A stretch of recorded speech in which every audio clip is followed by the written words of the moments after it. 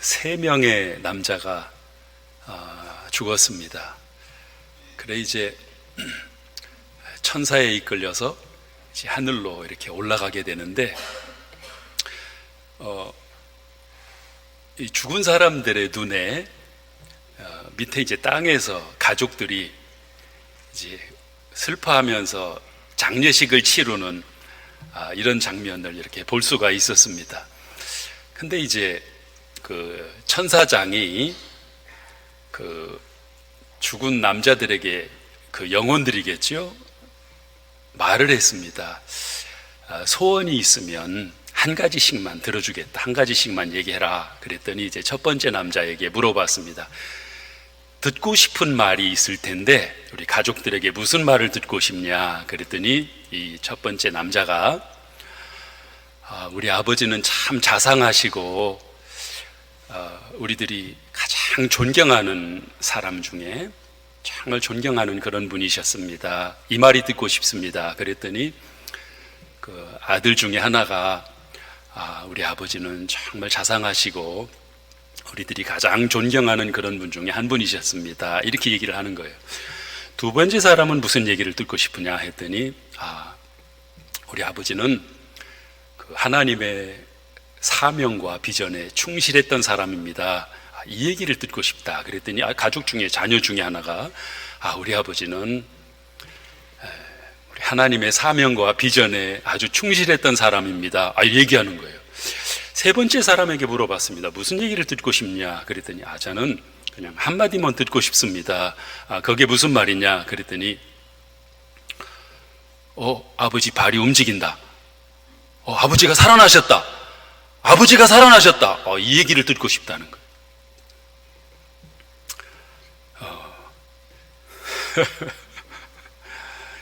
죽은 사람이 살아나고 싶은 마음이 있다는, 그러니까 살고 싶은 욕심이라고 표현하는데 그 마음이 죽은 사람에게도 있다 하는 이야기입니다. 미국 시카고에 어떤 그 가난한 농부 중에 한 사람이 복권에 당첨이 됐답니다. 근데 미국도 복권 금액이 굉장히 많은가 보죠. 한국도 로또 복권이 굉장한 금액인데, 그래서 2천억 원이라고 하는 그런 금액에 복권에 당첨을 했답니다. 근데 이제 복권 당국에서 생각하기를 그 농부에게 이 복권이 전달이 되면 너무 충격받아서 잘못하면 심장마비가 오면 어떡하나, 그래서 생각을 하다가 방법을 찾았습니다. 잘됐다. 마침 그 시골 농부가 천주교 신자였어요. 그래서 그분이 나가는 그 천주교의 신부님을 먼저 불러서 그분에게 상금을 그 복권 금액을 주면서 가서 전달을 하시는데 충격받지 않도록 잘 좀 이렇게 전달을 해 주십시오. 그랬어요. 그래서 이제 이 신부님이 준비를 하고 그 농부를 찾아갔습니다. 존이라고 하는 농부인데, 가서 이제 존, 만약인데 2천억 원 그 복권이 당첨됐다. 그러면 어떻게 하겠소? 물어봤어요. 그랬더니 그 농부가 하는 말이 제가 2천억 원 복권에 당첨되면 1천억 원은 우리 신부님을 드리고요. 그리고 1천억 원을 가지고 제가 이제 하는데 쿵 소리가 났어요. 그래서 보니까 신부님이 돌아가신 거예요. 그러니까 1천억 원을 준다니까, 지금 돈을 가져갔잖아요. 1천억 원을 준다는 말에 신부님이 충격받아서 심장마비로 돌아가셨답니다. 이게 실제로 있던 얘기인지 꾸며낸 얘기인지는 모르겠습니다만은 그런 이야기가 돌고 있더라고요, 시카고에. 그 사람의 욕심과 또 물질에 대한 마음이 죽은 사람이나 또 산 사람이나 비슷한 그런 욕심들을 가지고 있구나 하는 것을 생각하게 하는 그런 이야기입니다. 또 이런 물질욕으로부터 완전히 자유롭기가 참 어려운 것이 우리 사람들이 아닌가, 그런 생각을 합니다.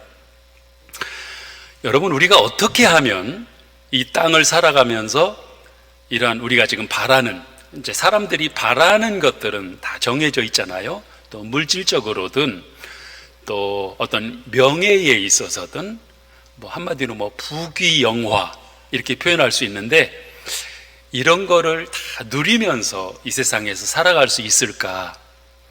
뭐 다 누리면서 사는 사람은 뭐 많지 않을 겁니다. 극소수이겠지요. 근데 오늘 성경의 다윗을 보면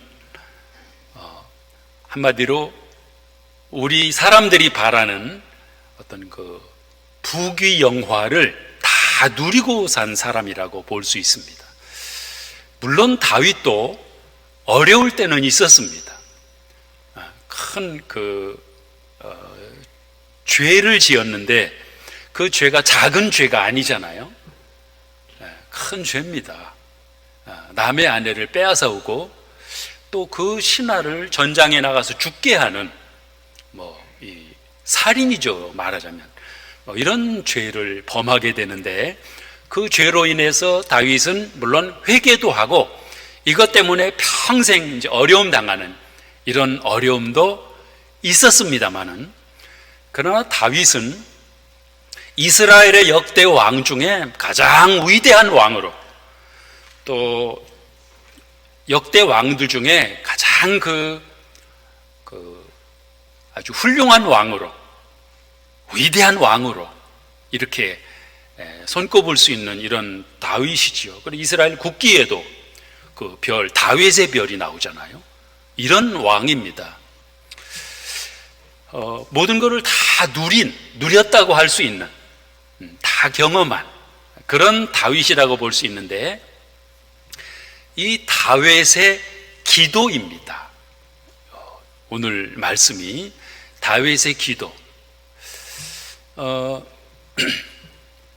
다윗이 어떻게, 근데 이 다윗의 기도가 우리 마지막에 보면 여호와께서 너를 후대하심이로다 그랬는데, 하나님이 특별하게, 다윗을 하나님이 특별하게 대하셨지요. 한마디로 큰 은혜를 받은 사람으로, 하나님의 풍성한 은혜, 오늘 제목에 나오는 대로 큰 은혜로 다윗에게 채워주셨는데, 이렇게 다윗이 간증하는 거죠. 기도라고도 볼 수 있고 다윗의 간증이라고 볼 수 있는 것이 오늘 본문인데, 저는 어떻게 하면 이런 고백을, 이런 간증을 할 수 있을까 볼 때 여기서 한 3가지 정도를 발견할 수 있었습니다. 첫 번째는, 이 다윗은 여호와 하나님의 이 자비를 구하는 그런 사람이었습니다. 자비를 구하는. 5절 말씀이죠. 여호와는 은혜로우시며 의로우시며 우리 하나님은 자비하시도다 그랬습니다. 5절에 자비라고 하는 말은 긍휼이라는 말인데, 불쌍히 여긴다, 또 측은히 여기는 이 가슴의 사랑, 어머니가 자식을 사랑하는 그 애끓는 사랑, 이거를 이제 자비다, 긍휼이다 이렇게 설명을 하고 있습니다. 그러니까 다시 말하면 하나님의 우리를 향하신 무한하신 사랑, 하나님의 사랑을 긍휼하심, 자비하심 이렇게 표현하고 있습니다. 그러니까 다윗은 이런 하나님의 사랑, 긍휼하심에 대한 사랑, 하나님의 자비하심에 대한 사랑을 간절히 열망하고 구하면서 살았던 사람입니다. 그랬더니 하나님이 다윗을 오늘 본문에서는 후대하셨다 그랬는데, 아주 후하게 대접하셨다, 아주 특별하게 대우하셨다, 아주 선대하셨다 하는 이런 말씀으로 볼 수가 있습니다. 그러니까 우리가 하나님에게 구해야 되는 것들이 있는데, 그 중에 하나가, 그러니까 다윗을 보면서 발견하게 되는 것은 우리 하나님이 자비하신 하나님, 하나님의 자비하심과 긍휼하심을 갈망하라는 거죠. 그러니까 하나님이 다양한 하나님이시지만 여러 가지로 우리에게 나타나지만 특별히 오늘 본문에서는 하나님이 자비하신 하나님, 우리에게 긍휼을 베풀어 주시는 하나님이시다. 이 하나님의 긍휼을 구하라는 거죠. 그러니까 하나님 앞에 우리가 구해야 될 것이 많이 있습니다만은 우리 하나님이 우리를 긍휼히 여기시는 하나님이시다 하는 것을 특별히 우리에게 부각시켜 주시는 말씀이죠. 다윗은 이 하나님 앞에 나를 긍휼히 여겨달라고 하는, 이거를 평상시에도 여러 군데 나오는데, 특별히 자신이 범죄하고 죄 짓고 나서 굉장한 어려움 가운데 처해 있을 때도 여호와 하나님께 나를 긍휼히 여겨 주시옵소서, 자신을 긍휼히 여겨달라고 기도한 것을 볼 수 있습니다. 우리 하나님 앞에 나를 긍휼히 여겨달라고, 나를 불쌍히 여겨달라고, 이 하나님의 이 긍휼히 여기심을, 나를 자비로 나에게 자비를 베풀어 달라고 하는 이런 바램으로 우리 하나님을 바라볼 수 있으시기를 바랍니다. 그러니까 하나님 앞에 우리에게 자비를, 긍휼을 호소하라는 거죠.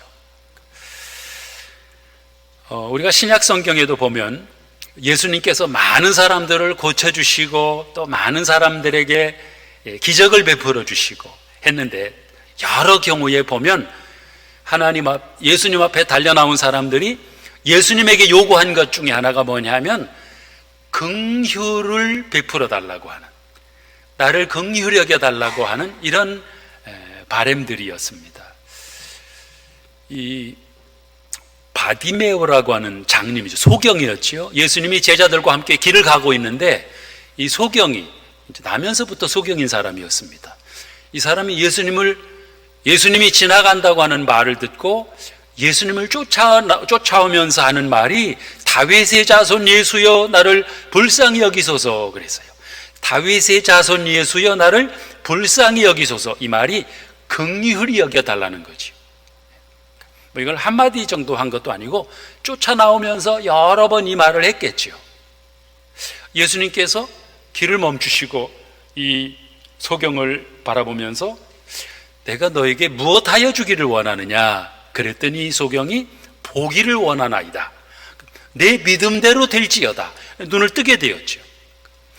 이 소경이 예수님께 구했던 것이 뭐냐 하면 나를 긍휼히 여겨달라는 거예요.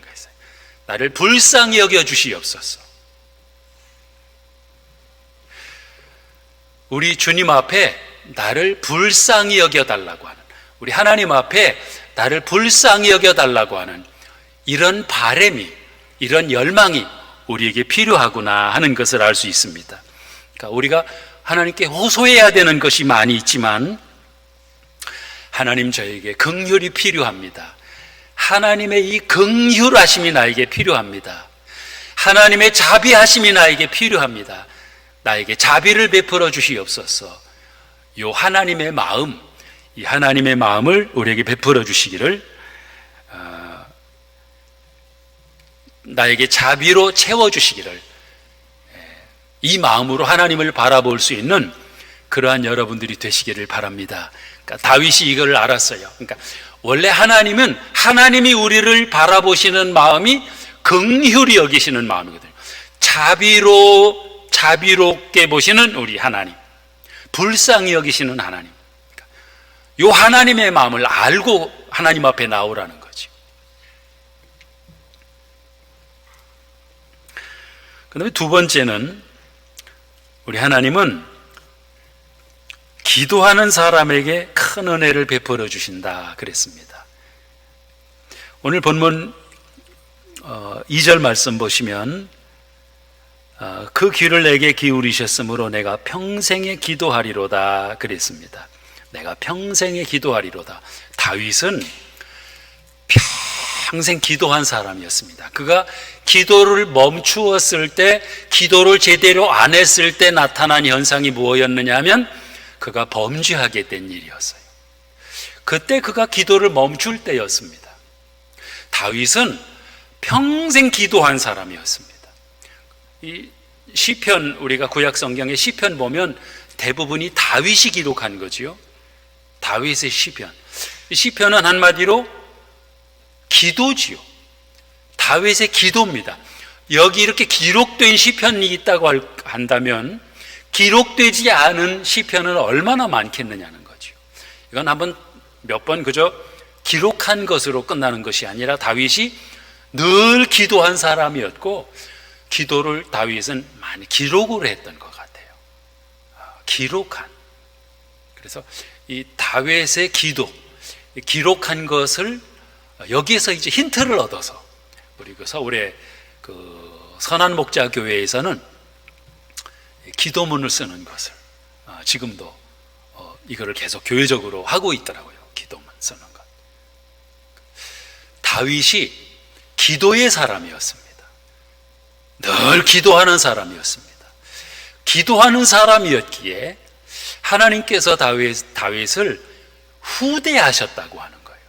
하나님이 다윗에게 큰 은혜를 베풀어 주셨다. 여러분, 건강한 신자에게는, 건강한 사람에게는 물론 누구에게나 시험이 오지요. 어려움이 있습니다. 그러나 건강한 사람에게는 시험이 와도 시험이 오는 줄도 모르고 시험이 지나가요. 우리가 육체적으로 건강하면 아무리 무슨 뭐 코로나 바이러스든 무슨 뭐 독감 바이러스든 무슨 뭐 균이든 뭐 괜찮습니다. 뭐 그 사람하고 악수를 하든 뭐 포옹을 하든 뭐 괜찮습니다. 같은 한 집에 살아도. 그런데 연약한 사람은 면역력이 떨어지기 때문에 이렇게 스쳐 지나갔는데도 감염이 되잖아요. 그래서 아예 함께 이렇게 공간에 함께 들어가지도 못하게 하는 이유가 감염이 되니까 그래요. 그렇다고 이 독감이나 코로나 걸린 사람과 함께 있으면 무조건 다 걸리느냐? 아니잖아요. 건강한 사람은 괜찮습니다. 또 면역력이 강한 사람도 괜찮고 똑같은 것 같아요. 그러니까 영적으로 건강한 신앙인에게는 시험이 와도 또 어려움이 와도 마귀가 시험을 주고 유혹을 해도 문제가 되지를 않습니다. 이길 수가 있는 거예요. 극복할 수 있는 힘이 나에게 있는 거지요. 근데 내가 약하면, 연약하면 작은 시험에도 흔들린다는 거죠. 별것도 아닌 시험인데도 넘어지는 거예요. 막 힘들어지는 거죠. 어려워하는 겁니다. 왜 자꾸 작은 시험인데도 내가 이와 같이 넘어지고 쓰러지고 또 고통당하고 또 절망하고 좌절하고, 내가 연약하기 때문이라는 거예요. 그러면 어떻게 하면 영적으로 강하고 건강한 모습으로 살아갈 수 있느냐? 기도하는 사람들에게 그것이 나타난다고 하는 거예요. 기도하면 영적으로 강할 수 있습니다. 기도하는 사람에게 이와 같이 강한 능력이 나타날 수 있다 하는 사실을 믿을 수 있으시기를 바랍니다. 기도하는 사람들이, 여러분 구약 성경에서 요셉이 어떤 그 큰 유혹이 왔을 때 유혹을 이기고 그 유혹을 이긴 것 때문에 감옥에 들어가게 됐습니다만은 그 유혹을 이기잖아요. 과연 그런 유혹을 극복할 수 있는 사람이 과연 몇 명이나 될까? 과연 몇 명이나 될까요? 쉬운 일이 아닙니다. 그거는. 그렇잖아요. 유혹이 왔을 때 남의 일이니까 쉽게 생각하지, 요셉처럼 그런 시험을 겉옷을 벗어 집어 던지면서 하나님이 바라보고 계신데 내가 어떻게 하나님 앞에서 범죄하리요 하면서 도망갈 수 있는 사람이 많지 않습니다. 그걸 극복했어요. 저는 요셉을 보면서 발견한 것이, 요셉이야말로 늘 기도하는 사람이었구나. 할렐루야. 기도하는 사람이었으니까 시험이 왔을 때 이길 수 있었던 것이지, 만약에 요셉이 기도하지 않는 사람이었으면 아마 모르긴 해도 유혹에 넘어갔을 겁니다. 넘어가지요. 왜? 연약한데. 그래서 기도가 필요한 거지요. 다윗은 기도하는 사람이었습니다. 평생에 기도하리로다. 늘 기도하는 사람이었기에 시험이 와도 이길 수 있었고, 고난이 와도 이길 수 있었고, 또 심지어는 사울 왕, 자기를 죽이려고 하는 사울 왕이 얼마든지 그를 죽일 수 있는 찬스가 왔을 때도 안 죽이잖아요. 안 죽이는 거예요. 이건 하나님이 주신 기회라고 옆에 부하가, 하나님이 주신 기회입니다, 말씀만 하시면 제가 단칼에 가서 죽이겠습니다 하는데도 다윗은 아니다, 하나님이 세우신 자인데 우리가 함부로 칼을 떼서는 안 된다. 그리고 옷깃만 잘라오게 하잖아요. 어떻게 다윗이 그럴 수 있었을까? 만약에 거기서 다윗이 사울을 죽였다고 하면 아마 이것은 후회스러운 일이 될 겁니다.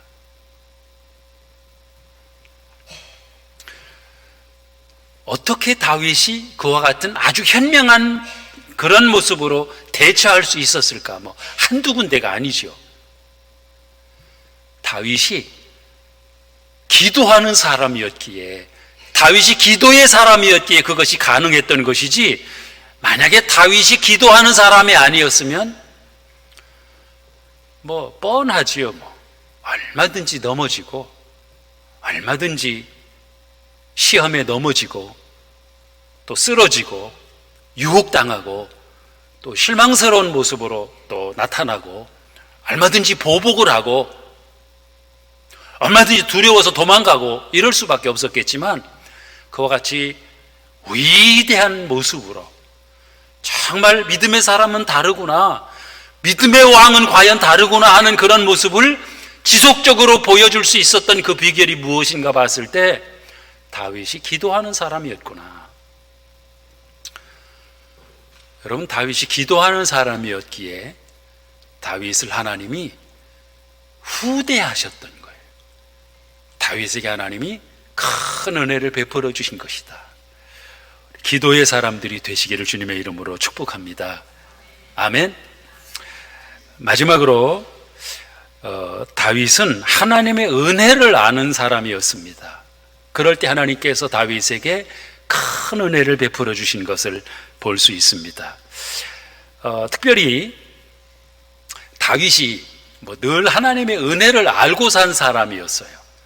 그런데 저는 다윗을 보면서, 특별히 이제 다윗이 왕이 되고 다윗이 왕궁을 7년 동안에 걸쳐서 왕궁을 짓잖아요. 얼마나 잘 지었겠습니까? 그런 아주 호화로운 그런 왕궁에 거하면서 거기서 호의호식 할 수 있을 텐데, 거기서 뭘 받느냐 하면 하나님의 궤를 받습니다. 하나님의 궤는 그 당시에 성막 안에, 지성소 안에 하나님의 법궤, 그 궤 안에 결국 이 십계명이 있는데 하나님이 계신 거잖아요. 그 안에 하나님이 계신 거예요. 나는 왕궁에 있는데, 궁궐에 있는데, 하나님의 궤는 한마디로 장막 안에, 천막 속에 있다고 하는 것이 마음에 걸렸습니다. 그래서 하나님의 성전을 다시 짓기로 결심을 하죠. 그리고 이제 지으려고 했지만 물론 하나님이 못 짓게 하심으로 그 말씀도 순종하고 이제 아들 솔로몬은 짓기만 하면 되도록 모든 준비를 다 해놓습니다. 근데 다윗이 하나님이 내게 베풀어 주신 은혜로 본 거죠. 그러니까 자신이 왕에 오른 것뿐만 아니라 자신이 와 같은 호화로운 궁궐에 살 수 있게 된 것이, 이것이 하나님의 은혜다, 하나님이 나에게 베풀어 주신 은혜다, 이렇게 생각을 했을 때 그는 우리 하나님께 감사할 수 있었고, 내가 이 은혜를, 내게 주신 이 은혜를 어떻게 보답할꼬 라고 기도할 수 있었던 것이죠. 하나님의 은혜를 알 때 그에게서 감사가 나올 수 있습니다. 그러니까 다윗이 어떤 사람이었는가 볼 때 늘 하나님의 은혜를 기억하고 그 하나님의 은혜에 감사하면서 산 사람이었음을 우리가 알 수 있습니다. 이 독일에 재무장관을 지낸 이 마르티 바덴이라고 하는 사람이 있습니다. 이 사람이 한 번은 그 지방에 내려갔다가 돈이 없어가지고 그 싸구려 여관에서 하룻밤 묵게 됐습니다. 그 여관에서 하룻밤 잠을 자다가 아침에 일어나서 보니까 자기 구두를 누가 훔쳐간 거예요. 시골에 우리나라 그 전에 우리나라도 그런 일이 많이 있었죠. 구두를 훔쳐간 거예요, 누가. 그래서 그것 때문에 아주 기분이 상해가지고 주인에게 막 욕을 퍼붓고 막 그랬다는 거죠. 근데 그날이 마침 주일이었습니다. 그래 이제 여관 주인이 창고에서 갖다 주는 헌 신발을 신고 같이 교회로 가서 예배를 드리게 됐습니다. 한참 예배를 드리는데 찬송을 부르는데 뭐 구두 잊어버린 것 때문에 별로 기분도 그렇고 해서 그냥 찬송 부르고 있는데 자기 옆에서 막 뜨겁게 박수를 치면서 찬송을 부르는 사람이 옆에 있었습니다. 그래서 저는 뭐가 좋아서 저렇게 박수를 치면서 찬송을 즐겁게 부르나 하고서 봤더니 그 사람이 발이 없는 사람이더래요. 발이 없는 사람인데 즐겁게 박수를 치면서 찬송을 부르고 있는 것을 보고 이 마르티 바덴이 충격을 받았습니다. 야, 나는 신발 잊어버린 것 때문에 지금 기분이 상해가지고 예배도 소홀히 하고 건성으로 찬송을 부르고 있었는데 이 사람은 발이 없는데도 저렇게 기쁨으로 찬양하고 있구나. 신발이야 다시 가서 사 신으면 되지만 발이 없는 사람도 저렇게 하는 걸 보고 충격을 받았어요. 그리고 다시금 깨달음을 받고 이 마르티도 같이 기쁨으로 감사하면서 찬송을 부르고 예배를 드린 다음에 이 마르티의 삶이 바뀌었습니다. 야, 그렇구나. 발이 없는 사람도 저렇게 기쁨으로 찬송을 부르는데 내가 이렇게 발이 있는데 내가 불평을 해서는 안 되겠구나. 감사하면서 살아야 되겠구나. 이렇게 생각을 하고 이후로 이 사람의 삶이 바뀌었다고 하는 거죠. 감사하면서 사는 사람으로. 이 사람이 나중에 그 후에 이 마르티가 이제 재무장관이 되고 또 국가에 크게 봉사하면서 또 국민들로부터 존경받는 이런 지도자가 됐다고 하는 이런 이야기가 있습니다. 우리 하나님이 어떤 하나님이시냐 하면 하나님의 은혜를 아는 자에게, 하나님의 은혜를 아는 자가 또 하나님께 감사할 수 있지요. 하나님의 은혜를 아는 자에게 큰 은혜를 베풀어 주시는 분이 우리 하나님이시다 하는 거지요. 여러분, 하나님께서 여러분들에게 베풀어 주신 은혜를 한번 생각해 보시기 바랍니다. 은혜는, 하나님이 베풀어 주신 은혜는 얼마나 많은지 몰라요. 그 은혜는 여러분들이 지금 이 세계 가장 좋은 나라라고 하는, 가장 잘 사는 나라라고 하는 미국에 살고 있다고 하는 그 사실 하나만으로도 첫 번째로 감사할 수 있는 일이에요. 아멘? 예. 왜 하나님이 우리에게 10개 손가락을 주셨느냐? 어떤 분은 이렇게 얘기를 했어요. 하나님이 내게 주신 은혜를, 하나님이 내게 주신 복을 헤아려 보라고 주신 것이 손가락이라고 그랬어요. 이건 생각해 봐야 아는 겁니다. 생각하지 않으면 사람들은 없는 거를 생각을 해요. 생각해 보면 하나님이 내게 주신 은혜가 얼마나 많은지 몰라요. 지금 살아있다고 하는 것만으로도, 지금 우리가 이 자리에서 예배 드리고 있는 이 자체만으로도 얼마나 감사한 일인지 몰라요. 자주 그런 생각을 합니다. 여러분 아시는 그 가시곡이라고 하는 책에 그런 얘기가 나오지요. 오늘 이 하루는 어제 죽은 사람들이 간절히 살고 싶어 했던 내일이라고 그러잖아요. 다 알고 계신 얘기죠. 그러니까 오늘이 이 보통 오늘이 아니라는 거예요. 어제 죽은 사람들이 오늘까지 살고 싶었는데 못 살고 어제 죽은 거예요. 그런 사람들이 얼마나 많습니까? 그 오늘이, 우리가 지금 살고 있는 오늘이라고 하는 것을 볼 때 지금 살아있다고 하는 것도 하나님의 은혜이고 이것도 감사할 일이고, 건강을 주셨고, 또 예배 드릴 수 있고, 우리에게 가정을 주셨고, 또 우리에게 주신 것을 이렇게 헤아려 보기 시작하면 이것이 하나님의 은혜라고 하는 것을 생각하게 되면 그 다음에는 우리에게 감사가 나오기 시작하는 거예요. 이것도 감사하고 저것도 감사하고 다 감사할 것 뿐이지요. 근데 이게 없는 거를 거꾸로 찾기 시작하면 그 다음에는 불평이 나오고 원망이 나오고 신세 한탄이 나오고, 다윗은 하나님이 내게 주신 은혜가 얼마나 많은지를 아는 사람이었습니다. 다윗이야 왕이니까, 다윗은 많은 것을 받았으니까 그럴 수 있지가 아닌 거지요. 모든 성도들에게, 모든 사람들에게는 동일하게 주신 하나님의 은혜가 있는데, 그 은혜를 헤아려 볼 때 우리는 감사가 나올 수 있는 거죠.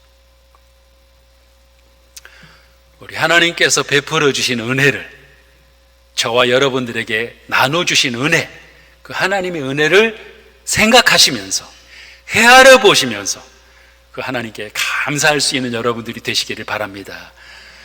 그런 성도들에게 하나님이 그들을 후대하신다고 하는 거예요. 그들에게 하나님이 큰 은혜를 베풀어 주신다. 내가 받은 은혜를 기억하면서 늘 감사하면서 살아갈 수 있는 그런 여러분들이 되시기를 우리 주님의 이름으로 축복합니다. 기도하겠습니다.